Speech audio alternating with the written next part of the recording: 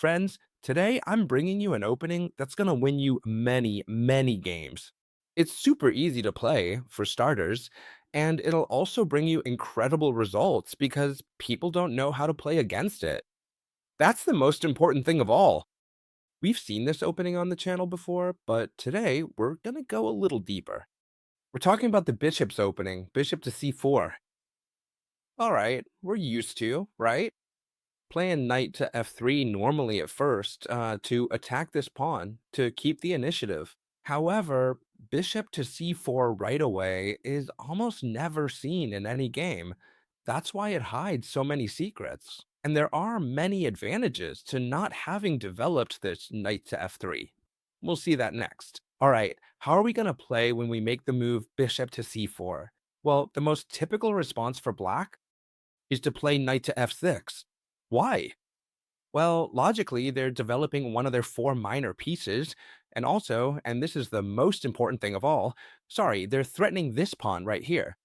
In other words, it's the only developing move that maintains the initiative, because it forces us to defend the e4 pawn. That's why it's the most common move.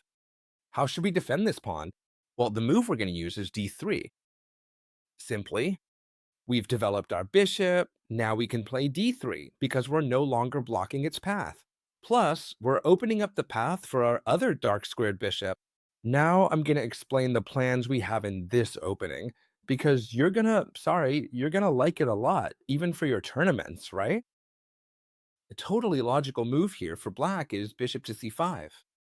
In fact, players with less than 2000 elo, less than 1800 elo, usually make the same moves knight f6, bishop c5, as if it were an Italian game, right? That's why these two moves are the most common. Careful, they're good moves. They're developing naturally. We're going to continue developing this knight here, knight to c3. Remember well when you play this bishop's opening, don't develop the f3 knight for now, but the c3 knight instead. Why? Because we usually have two main plans that you have to remember in this opening. One would be the move f4, okay? If the knight is on f3, we couldn't make this advance, and the other plan would be the bishop to g5 pin. We can use these two plans as we see fit. For example, if they castle directly here, a great move is bishop to g5, pinning this knight on f6. You have no idea how good this move is. By not having developed the f3 knight, we've gained a tempo, since now we're threatening to jump with knight to d5, putting a lot of pressure on this f6 knight. This certainly looks extremely dangerous for the black pieces, as they're finding it very difficult to defend. That is, if this pawn were on d6, they could play the knight from b to d7. But since this pawn isn't on d6, they can't come over to defend this knight. Therefore, if they play d6, we could immediately jump in with this knight to put on a lot of pressure. If they then play knight d7, our plan would be to keep pressing, and I'll explain that to you now. But first of all, you should know something that's gonna give you goosebumps. What happens if they try to kick out this bishop? It seems pretty logical, right? If they kick out this bishop, well, we could play bishop f4, a very natural move to maintain the pin. However, here we have a wonderful move, the typical fishing pole with h4. It works very well in this opening. It works great. Why? Because without the knight on f3, we have a clear path to attack with the queen. Great idea. I mean, why, chess teacher, are we giving away the bishop?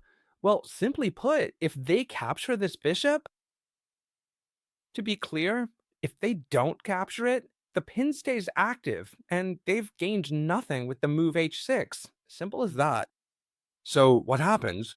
If they capture, we recapture with the pawn h takes g5, and then we're threatening this knight.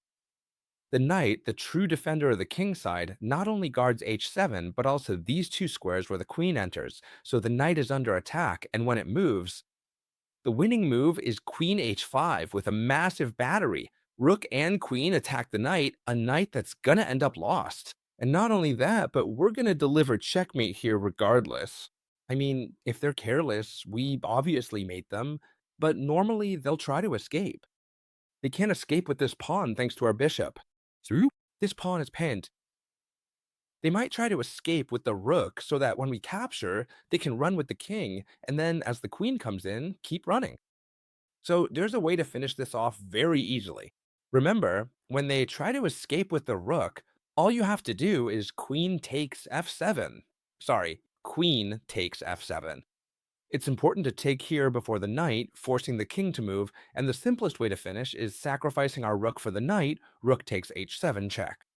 Forcing the black king to capture, and now, simply thanks to our bishop, queen h5 would be made, since the king can't escape out the back or the front. It's that simple. e4, e5, we first played bishop's e4. It's important to bring out the bishop first.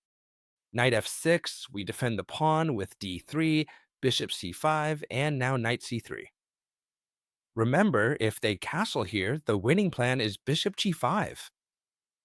But what if they don't castle? Let's say, for example, they play d6, one of the moves I see most in this position, since they've developed the knight and the bishop.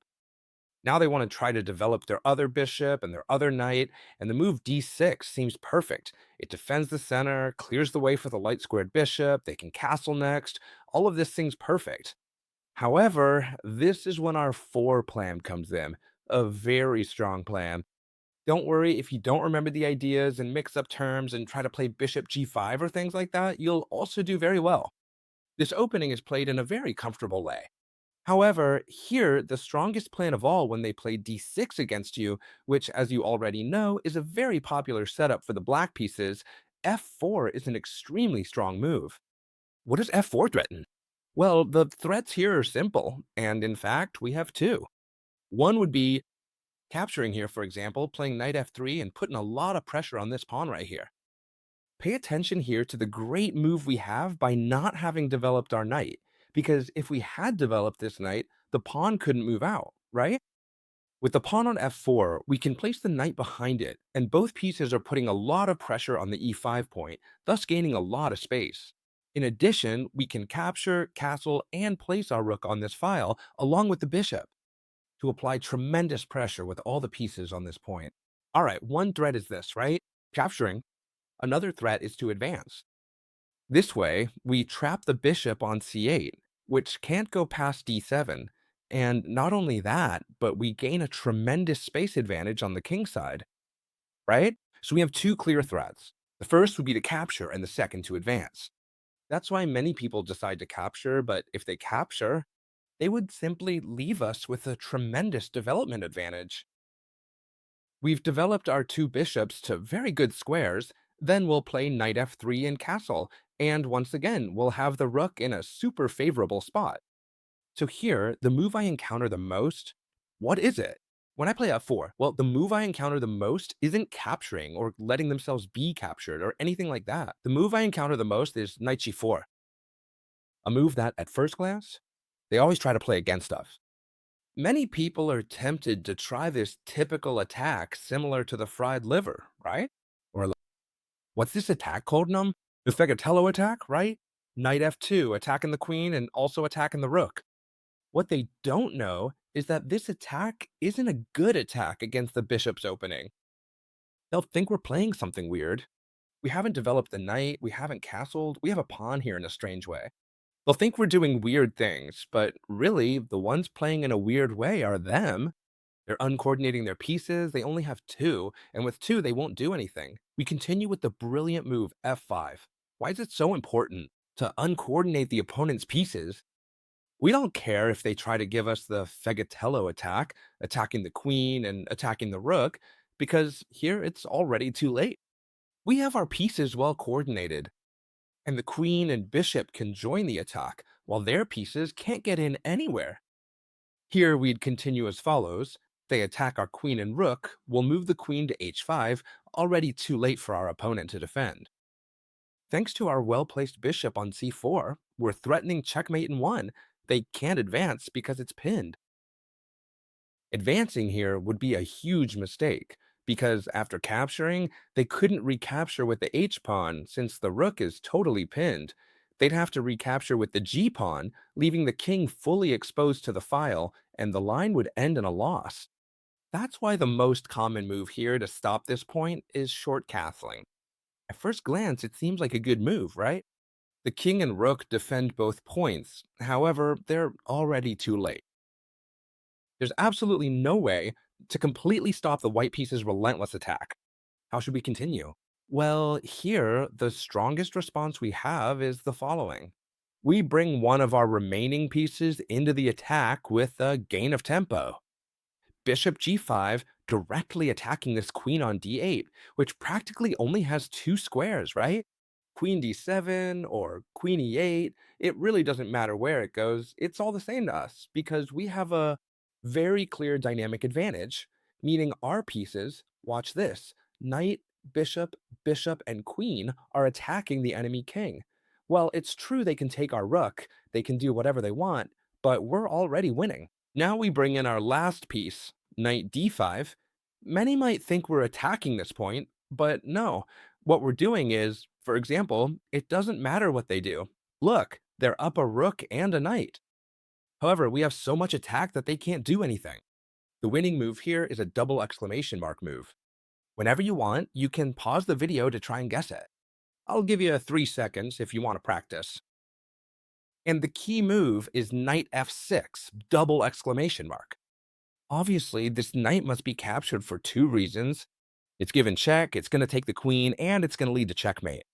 One way or another, this knight must be captured, and once it is, there's no direct check, but there's the move bishop takes f6, pinning the enemy king, and there's simply no move that stops this check and this subsequent mate on g7.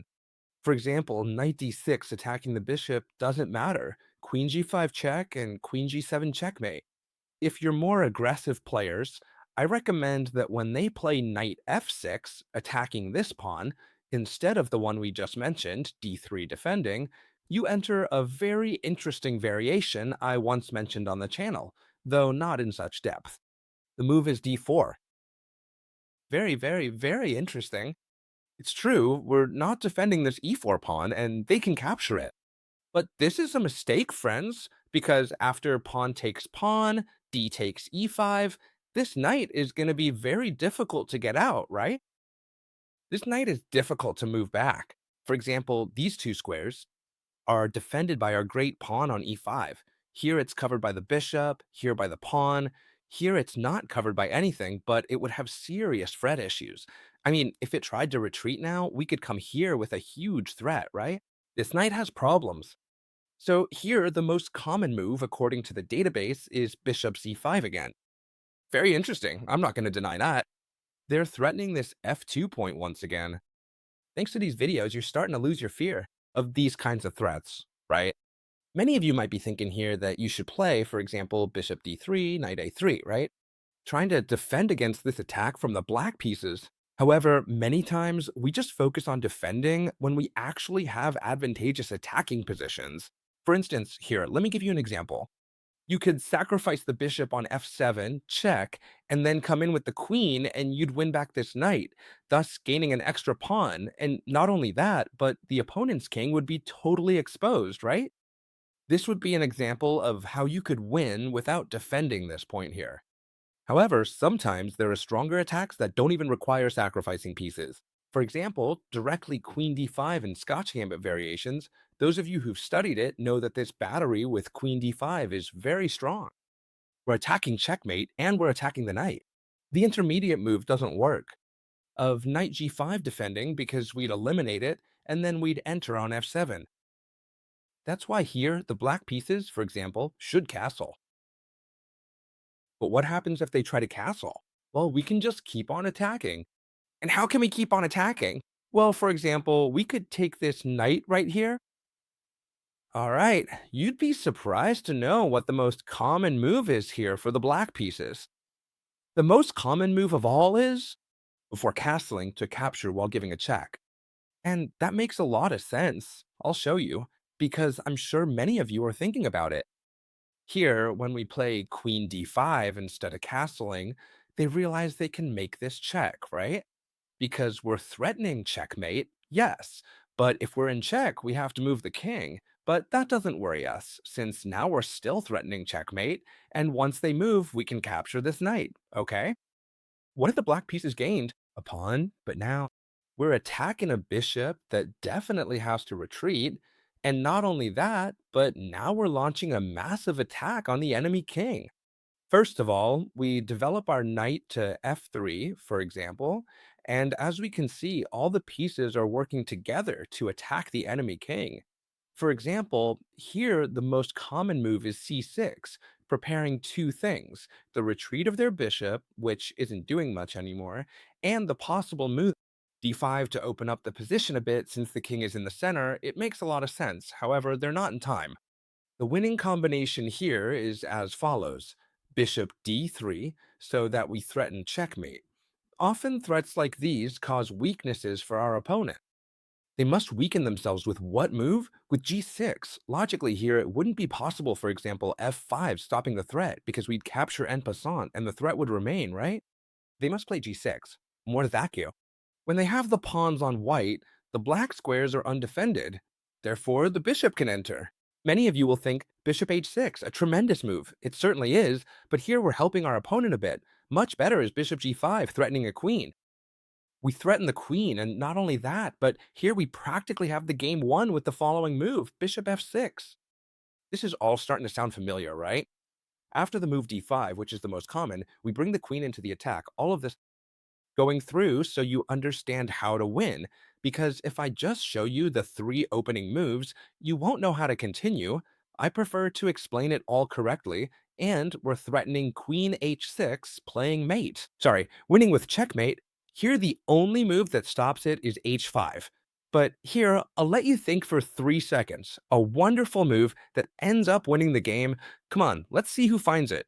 You can pause the video if you want to do the thinking exercise. Best move here is the brilliant queen sacrifice. Very hard to see, friends. Very hard to see. Queen takes h5. Obviously, the queen must be taken because we're coming in with queen h8, checkmate. So, when the queen is captured, look at this wonderful move, knight g5, and checkmate on h7 is inevitable. The king can't move to any square, and not only that, but there's no escape route for him either. So here, no matter what the black pieces do, we'd simply deliver bishop h7, a wonderful checkmate. Of course, we just studied that by playing d4, this more aggressive variation. If they took our e4 pawn, we'd win, but the correct reaction for black is to take the d4 pawn. Chess teacher, you can't leave without telling me how to play if they make the correct reaction. Well then, here, we wouldn't recapture immediately. It wouldn't be a bad move, but I recommend a much better one, which is now knight f3.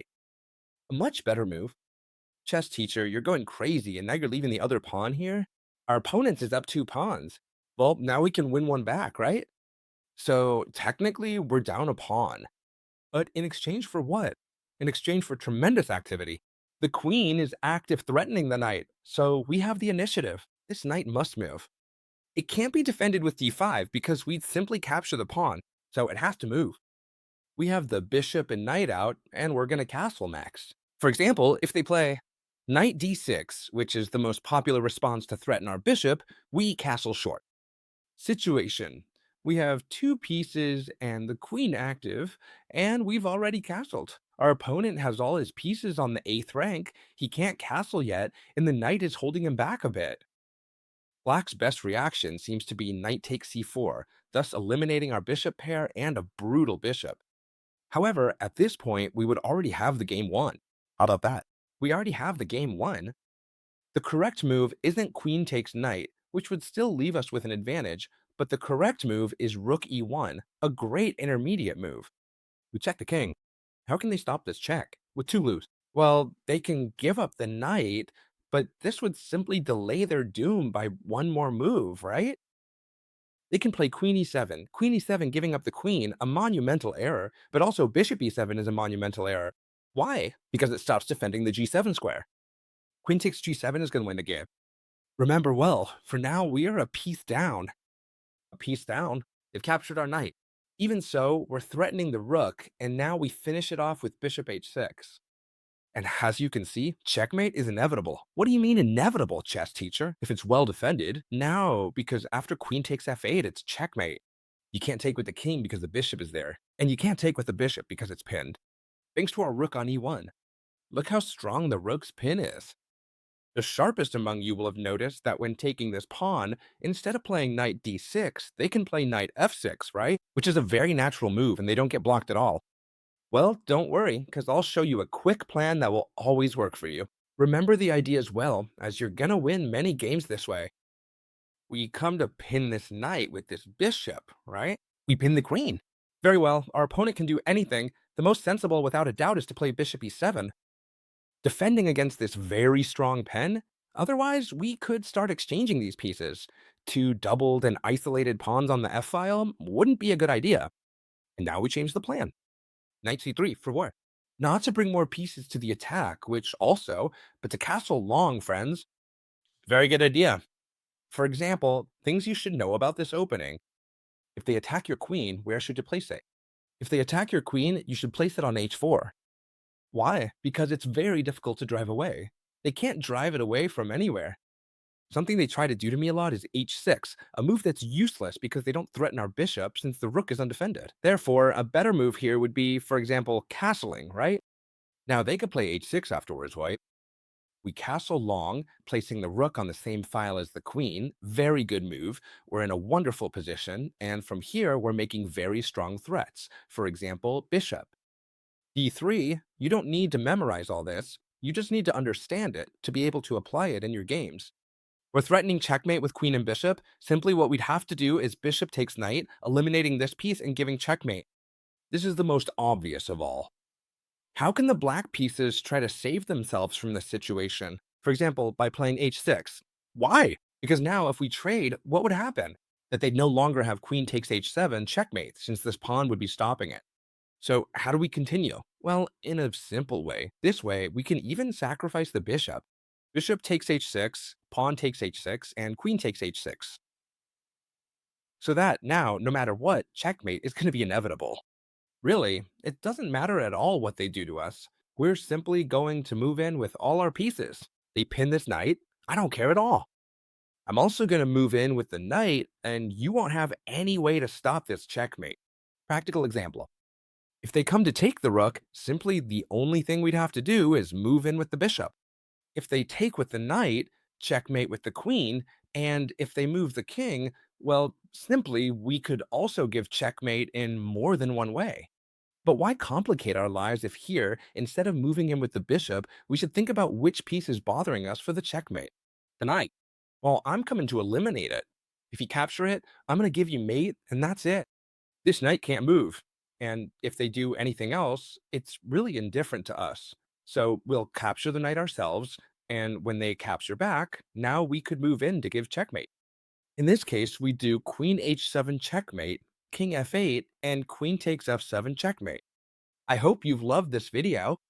If you've loved my way of explaining and all the concepts I've explained to you, I'd really appreciate it if you'd leave a like, which costs you absolutely nothing. And it makes me very happy. If you like this board with coordinates, I'm going to bring more explanatory videos with this board, since I love recording these types of videos, if you'll excuse the redundancy. Besides, today I've recorded here sitting at the table, so I've gotten much less tired than usual. I've been able to explain with much more clarity. I hope you've loved this video, friends, and we'll see each other tomorrow, as always, with another new video. Bye!